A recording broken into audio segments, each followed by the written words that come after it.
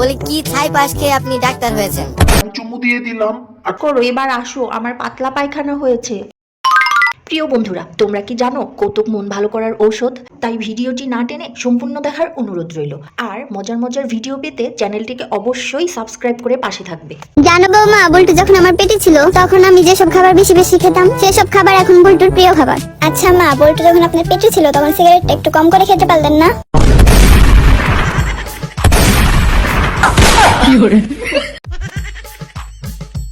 সাহেব, আমার খুব দ্রুতই রাগ উঠে যায়, আর রাগ উঠলে আমি কিছুতেই নিজেকে কন্ট্রোল করতে পারি না। কবে থেকে আপনার এই সমস্যা? কবে থেকে সেটা আপনাকে বলতে হবে? আপনি ডাক্তার হয়েছেন, আপনি এই সহজ ব্যাপারটা বুঝতে পারেন না? বলি কি ছাই পাশ খেয়ে আপনি ডাক্তার হয়েছেন?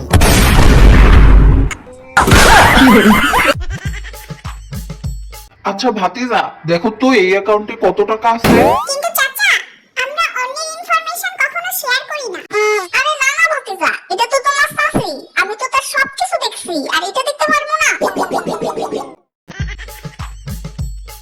হ্যালো জান, তুমি আমার সাথে 3 দিন ধরে কথা বলো না কেন? আসলে বেবি, আমি অনেক অসুস্থ। তো কি হয়েছে তুমি আমাকে বলো, আমি সব ঠিক করে দিব। মানে, আমি অসুস্থ হলে তুমি সব ঠিক করে দিতে পারবে? কেন, এর আগে তুমি দেখলে না তোমার কপালে ব্যথা হয়েছিল, আর আমি চুমু দিয়ে দিলাম, আর তোমার ব্যথা ঠিক হয়ে গেল। ও হ্যাঁ বেবি, তাই তো, আমি ভুলেই গিয়েছিলাম। আচ্ছা তুমি একটা কাজ করো, এবার আসো, আমার পাতলা পায়খানা হয়েছে।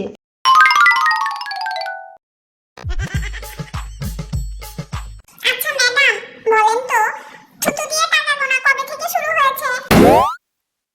আমি জানি না, তুই বল। ম্যাডাম, যেদিন থেকে টাকাতে রাজনীতিবিদদের ছবি ছাপা হয়েছে সেদিন থেকে। পাশের বাসার ভাড়াটিয়ার কাছ থেকে একটু চিনি নিয়ে এসো তো। ওরা আমাদের চিনি দেবে না।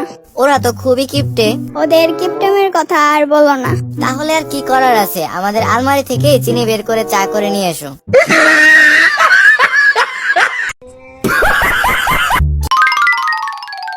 দোস্ত জানিস, ও না আমার জীবনে প্রথম আসতেছে। কে রে সেটা? আরে 2026। আচ্ছা দোস্ত, বুতে ফোন কি রে? কেন, তুই জানিস না টাকা তোলার জন্য এটিএম বুথের সামনে সিরিয়াল ধরে দাঁড়িয়ে থেকে কানের মধ্যে হেডফোন দিয়ে যে এফএম শোনা হয় সেটাই তো বুথ এফএম। ম্যাডাম ম্যাডাম, আমার প্লাস্টিকের বালতিটা ভেঙে গেছে, জলদি ঠিক করে দেন। মানে, তুমি কি জানো আমি কি করি? জি ম্যাডাম, আমি অবশ্যই জানি আপনি প্লাস্টিক সার্জারি করেন।